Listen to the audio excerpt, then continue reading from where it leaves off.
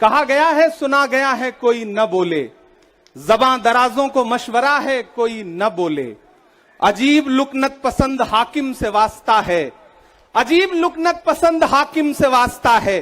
जो चाहता है जो सोचता है कोई न बोले। हमारी दाईं तरफ इस सदी का सबसे बड़ा फकीर सोया हुआ है।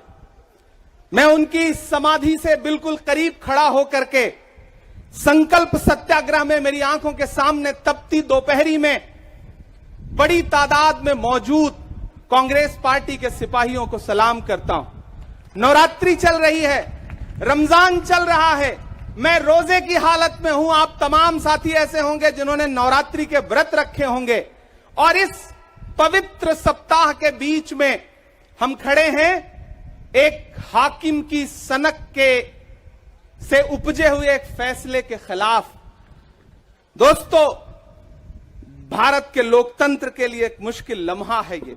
याद करिए, जब हाकिम की सनक की वजह से आप लाइनों में लग करके अपने पैसे बदलवाने के लिए बैंकों के साथियों से विनती कर रहे थे, चरौरी मिन्नत कर रहे थे, तब सबसे बड़ी आवाज बन के कौन बोल रहा था? राहुल गांधी। नतीजा क्या निकला? उनकी एसपीजी सुरक्षा वापस ले ली गई। याद करिए, जब गब्बर सिंह टैक्स लगा करके छोटे व्यापारियों को बर्बाद करने का सपना पाला था इस सरकार ने, तो सबसे मजबूत आवाज बन के कौन बोल रहा था? राहुल गांधी। नतीजा क्या निकला? हजारों करोड़ रुपए खर्च करके उनके पीछे ट्रोल आर्मी लगा दी गई। उनकी इमेज खराब करने के लिए जितने तरीके अपना सकती थी भारतीय जनता पार्टी उसने अपनाया। याद करिए कि जब राफेल के मुद्दे पर, राफेल में हुई लूट के खिलाफ एक अकेला शख्स पूरे देश में खड़ा होकर के चौकीदार से पूछ रहा था कि आपकी चौकीदारी का सवाल है, बताइए सच्चाई क्या है, तब उनके पीछे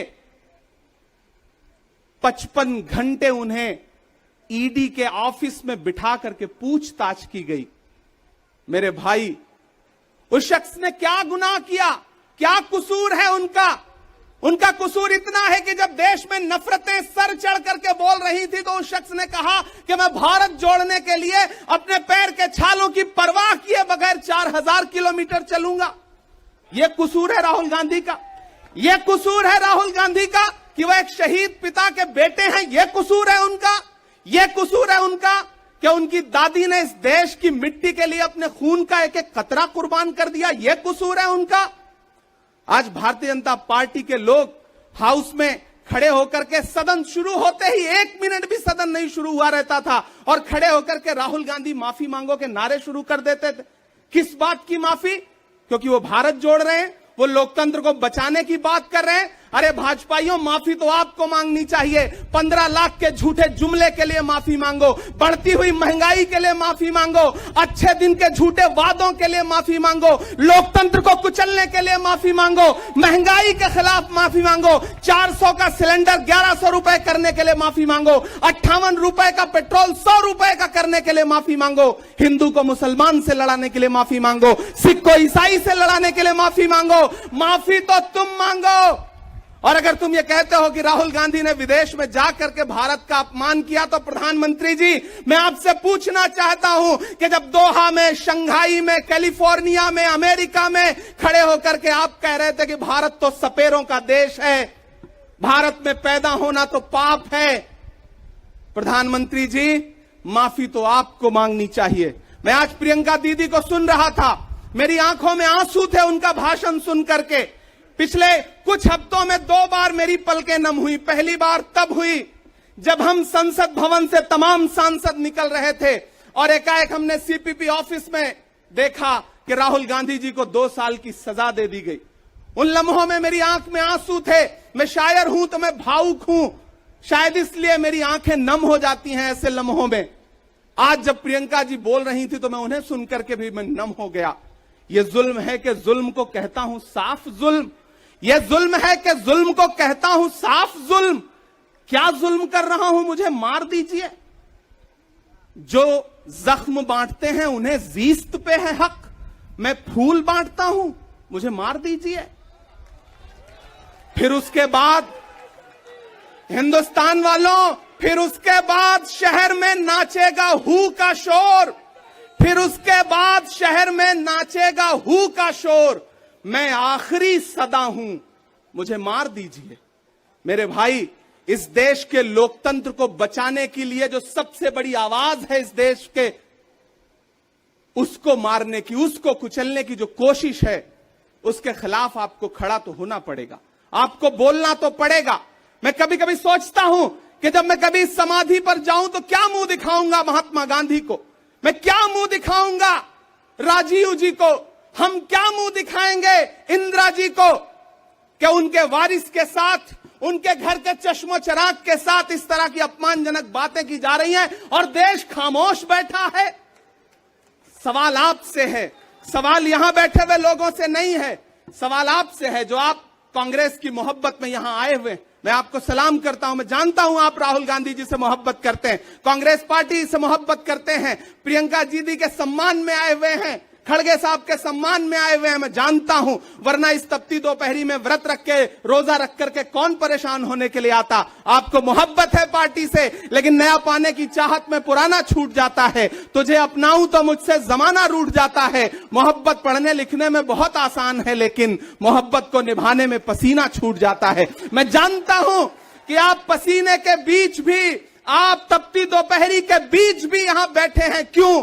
क्योंकि आपके मन में पीड़ा है, आप देख रहे हैं कि लोकतंत्र को किस तरह से कुचला जा रहा है। मेरे भाई, ये एक मुश्किल वक्त है। मैं इस मंच पर खड़ा होकर के, गांधी समाधि के इस मंच पर खड़ा होकर के पूरे देश का आह्वान करता हूं कि अब समय राहुल गांधी के सत्याग्रह का नहीं है। अब राहुल गांधी जी से आगे बढ़ करके देश के एक एक व्यक्ति के ऊपर बात आ गई है। एक ऐसी आवाज जो आपके लिए संसद में बोल रही थी, कसूर क्या था? उन्होंने प्रधानमंत्री जी के भ्रष्टाचारी मित्रों के खिलाफ आवाज उठाई। उन्होंने पूछा कि 20,000 करोड़ रुपया कहां से आया अडानी की कंपनियों में। उन्होंने पूछा कि नीरव मोदी ने, ललित मोदी ने, मेहुल चौकसी ने जो इस देश को लूटा है, उसका जवाब प्रधानमंत्री जी को देना पड़ेगा। अगर प्रधानमंत्री जी इतना कहने से आप राहुल गांधी जी की सदस्यता ले लेंगे तो हम तमाम सांसद तैयार हैं, ले लीजिए हमारी सदस्यता, लेकिन हम रुकने वाले नहीं हैं, हम झुकने वाले नहीं हैं, हम मुसलसल बोलते रहेंगे। मैं हिंदुस्तान के लोगों से कहना चाहता हूं कि हमने सहराओं में हासिल किया आसानी से, तुम समंदर में भी रहकर न मिले पानी से। ये सियासत के दिए सबके हवाले न करो, मुल्क बिक जाता है एक शख्स की नादानी से। इस शख्स की नादानी से देश बिक रहा है, लोकतंत्र मटिया मेट हो रहा है, संविधान को कुचला जा रहा है। और वो आखिरी सदा जो 7 फरवरी को गूंजी थी पार्लियामेंट में, उसको भी खामोश करने के लिए उसे संसद से निकाल दिया गया है। मैं देश से कहना चाहता हूं कि उन्होंने राहुल गांधी जी को संसद से निकाल दिया है। देश सुने इस बात को कि नरेंद्र मोदी जी और उनकी सरकार ने साम दाम दंड भेद इस्तेमाल करके राहुल गांधी को संसद से निकाल दिया है। अब देश के ऊपर फैसला है, उन्होंने संसद से निकाला है। देश के लोगों, राहुल गांधी को अपने दिल में रखो, अपने दिल में बिठाओ, निकलो पूरे देश में, करो सत्याग्रह। देखते हैं इस हुकूमत की तानाशाही में कितनी ताकत है। अगर कांग्रेस का एक एक कार्यकर्ता जो अपने घरों पर कहीं बैठा हुआ है, मैं उससे भी आह्वान कर रहा हूं कि राहुल गांधी से बढ़ करके ये मसला इस देश के लोकतंत्र तक आ गया है, इसे बचाइए। और राहुल जी शायद अपने घर पर होंगे, यहां हम हजारों की तादाद में उनको समर्थन देने के लिए जुटे हैं। मैं तो बस इतना कह रहा हूं कि मेरे भाई, आपको एक बात समझनी है, और वो ये है कि इस मुश्किल वक्त में हमें राहुल जी से ये कहना है कि लहू में भीगे तमाम मौसम गवाही देंगे कि तुम खड़े थे। एक आखिरी नज्म सुना करके मैं आपसे विदा लूंगा कि लहू में भीगे तमाम मौसम गवाही देंगे कि तुम खड़े थे। शहर का सूरज गवाही देगा कि जब अंधेरों की कोख से निकलने वाले ये सोचते थे कि कोई जुगनू बचा नहीं है, तो तुम खड़े थे, तुम खड़े थे। तुम्हारी आंखों के ताकचों में जलती मशालों ने नई मनाजिल हमें दिखाई। तुम्हारे भाई, तुम्हारी बहनें, तुम्हारी माएं, तुम्हारी मिट्टी का जर्रा जर्रा गवाही देगा कि तुम खड़े थे। हमारी धरती के जिस्म से जब हवस के मारे ये सोचते थे कि सियाह जोंकों की तरह चिमटे तो तुम खड़े थे। तुम्हारी हिम्मत, तुम्हारी अजमत और इस्तकामत तो वो हिमालय है कि जिसकी चोटी तलक पहुंचना न पहले बस में रहा किसी के, न आने वाले दिनों में होगा। सो आने वाली तमाम नस्लें गवाही देंगी कि तुम खड़े थे, कि तुम खड़े थे। हम तमाम लोग, मैंने कहा ना, बहुत सारे लोग यहां व्रत रख करके आए हुए हैं, मैं रोजे से हूं।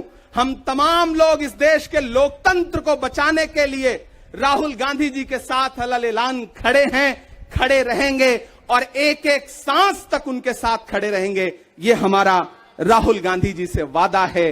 जिसे खौफ नहीं है मुरझाने का, हम उस गुल के साथ खड़े हैं। कैसा भी दौर आए लेकिन हम राहुल के साथ खड़े हैं। कल भी खुलकर साथ खड़े थे, आज भी खुलकर साथ खड़े हैं। कैसा भी दौर आए लेकिन हम राहुल के साथ खड़े हैं। शुक्रिया।